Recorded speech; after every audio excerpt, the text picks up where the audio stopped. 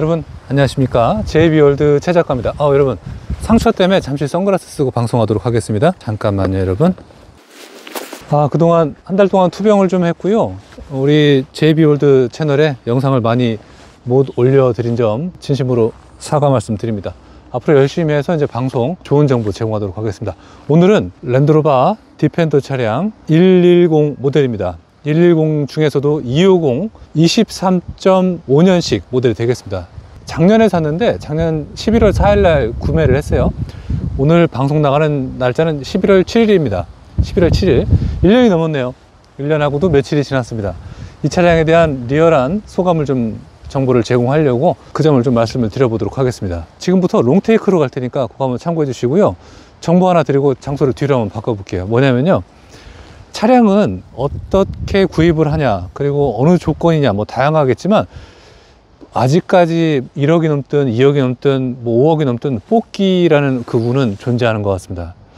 얼마 전에 저한테 문의를 주신 분이 계십니다. 그 인스타 제가 열심히 하고 있거든요. 뭐 인스타 구독자는 지금 3.4만 명인가 뭐 그 정도 됩니다. 인스타는 팔로우요. 네, 팔로우 그거나 어쨌든 여러분 이해해 주시고요. 거기에 어떤 여성분께서 저한테 문의를 주셨어요. 처음에 디펜더 구입 때부터. 근데 아무래도 좀 이렇게 조건이 안 좋으셨던 것 같아요. 엔진에 문제가 좀 있었고 하자가 있어서 그런 범위를 보면 상당히 마음이 아프긴 한데 대체적으로 그런 일이 없다라고 전 보여집니다. 근데 어쨌든 힘내시고 제 방송을 보시고 그 시청자께서 보신다면 앞으로 좋은 일만 가득 남지 않을까 생각이 됩니다. 워낙에 자동차에 가진 어떤 그 문제들이 좀 많아서 말씀드리겠고, 저는 이 차량 1년 넘게 타면서 지금 키로수는 10,000km 조금 넘었습니다. 생각보다 많이 못 타서 좀 아쉬움이 남긴 한데 여러 가지 차를 병행하다 보니까 그렇게 된 것 같아요. 좀 말이 좀 길어지네요. 자, 어쨌든 고장 없고 저한테는 좀 훌륭한 그런 가성비를 보여주고 있는 차량은 맞습니다. 특히나 이 뒤쪽은 얼마 전에 신형 산타페가 나왔죠. 산타페가 이 차량을 모티브로 할 정도로 괜찮은 영향을 준 차량이 되겠습니다. 산타페에 이 스페어 타이어를 단다면 아마 이 느낌이 많이 존재하지 않을까 생각이 되고요. 햇살 좋은 이쪽에서 한번 설명을 또 드려볼게요. 이 차량은 지상구가 조절이 됩니다. 에어 서스펜션이 장착이 되어 있어서 높낮이를 조절할 수 있는데 트렁크에서 독립적으로 또 되거든요. 바로 여기 개방을 해볼게요. 이쪽에 보시면은 에어 서스펜션 조절 버튼이 있어요. 여기는 내리는 거, 여기는 올리는 겁니다. 제가 올리는 걸 눌러볼게요. 이렇게 위로 올라갑니다. 생각보다 빠르지 않습니까? 최대 올려볼게요. 많이 올라가요. 요거 상에는 리밋이 있지만 다 올라갔습니다. 오프로드를 설정하게 되고 제가 최대 올려버리면 90cm까지 올라갑니다. 그리고 도광에 대한 어떤 설정을 하게 되면 높이 한 1m까지 상승이 되거든요. 네이버랑 이런 정보랑은 좀 상이하니까 그거 좀 참고하시면 좋을 것 같고, 제가 이 이전 차량은 스타리아를 몰고 다녔습니다.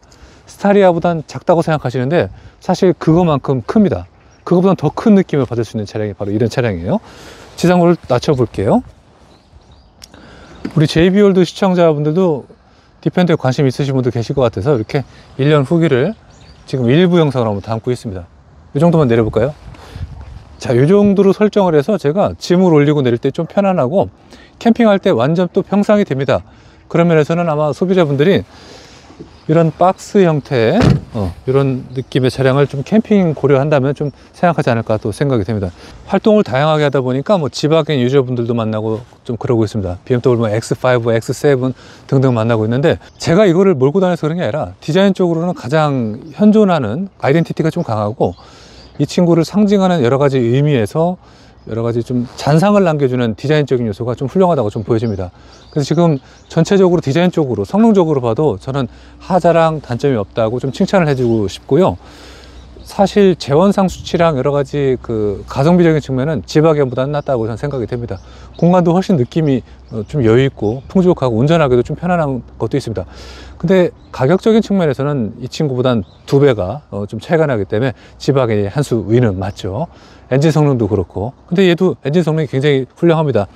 이 거의 3톤 되는 무게가 제로백이 7초대, 6, 7초대가 찍히니까 굉장하다고 좀 보여지고, 저는 다행히 여기 워시액 보면은 이게 헤드라이트 워시액이거든요. 여기가 누유가 저는 안 되더라고요. 근데 이거를 경험적인 측면에서 말씀드리면 이쪽도 누유가 없어요. 가득 채워 놓으면 누유가 되더라고요. 그건 좀 이해하셔야 될 것 같고, 뒤에도 번호판 밑에 또 그 그 카메라가 있어요. 거기도 이제 닦아주는 워시액 나오는데 거기가 조금 누유가 되는 경험을 해보니까 워시액을 가득 채울 때 그런 게 있더라고요. 김 PD님 지금 촬영을 도와주고 계신데 김 PD님 타고 다니시면서 뭐 불편한 사항이 있었어요? 없죠. 근데 저는 불편한 사항이 하나가 있어서 실내에서 방송 일어나가도록 하겠습니다. 실내로 한번 들어가 볼게요. 예, 올라타고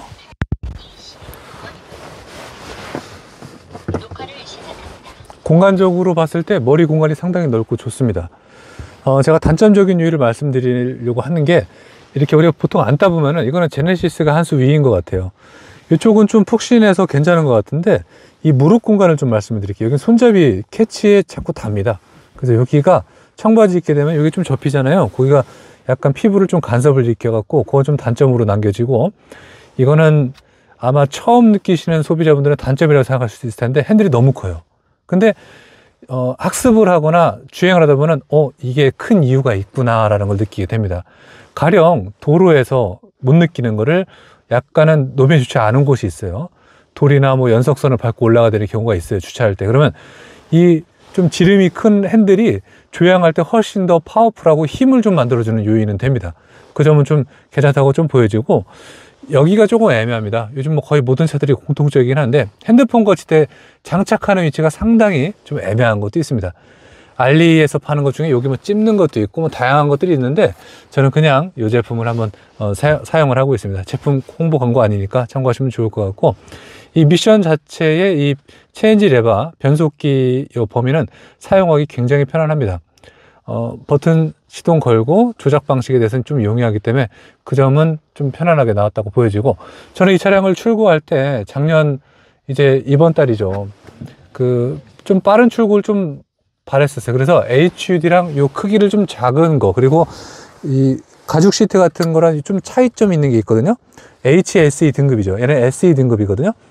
그거 조금 돈의 차이가 있긴 하지만 돈을 떠나서 어차피 할부를 하는 거 하려고 했었는데 저는 딱 이게 낫더라고요. 마침 또 이 판게아 그리라는 태초의 지구의 어떤 의미를 갖고 있는 색상이 또 마음에 들기도 했고요.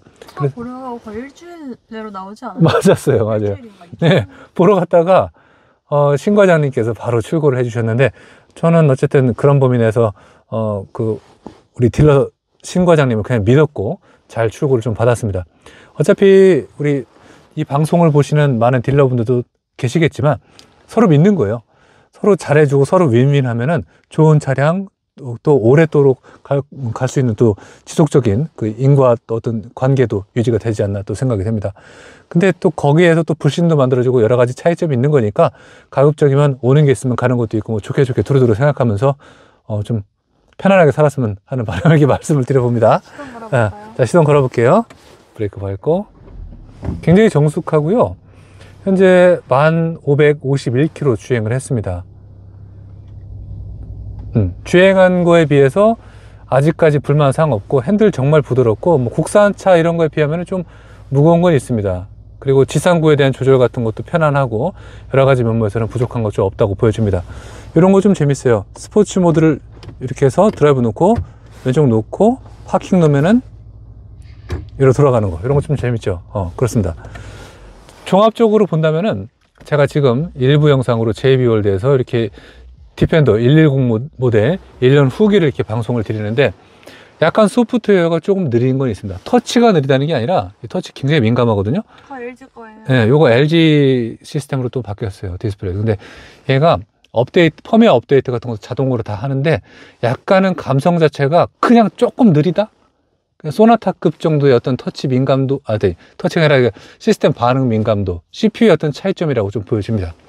그 밖에 불편한 사항은 제가 도어 캐치 발 닫고 이런 거 밖에 없었고, 연비가 생각보다는 좋습니다. 마일드 하이브리드예요. 뒤에 48V 배터리가 추가적으로 장착이 되어 있어서 새로운 신개념의 그 제네레이터죠, 세르모다를 일본말로는 돌려주기 때문에 엔진 소리는 똑같아요. 지원해줘서 고속도로 연비는 16, 17을 찍어줄 정도가 됩니다. 냉정하게 말씀드리면 신형 카니발 하이브리드 1.6보다도 연비가 좋아요. 그 친구는 하이브리드인데도 14km밖에 안 나오거든요. 그 문제가 좀 심각하다고 보여지고, 그거는 하이브리드라고 할 수가 없지 않나라고 저는 생각이 됩니다. 소렌토 하이브리드보다는 연비가 더 안 좋은데 어떻게 하이브리드라는 인증을 받았는지 좀 더 좋겠죠. 공식이다 보니까 그 생각이 됩니다. 시트의 착자감 좋고 전반적으로 뭐 아쉬운 거 없고요.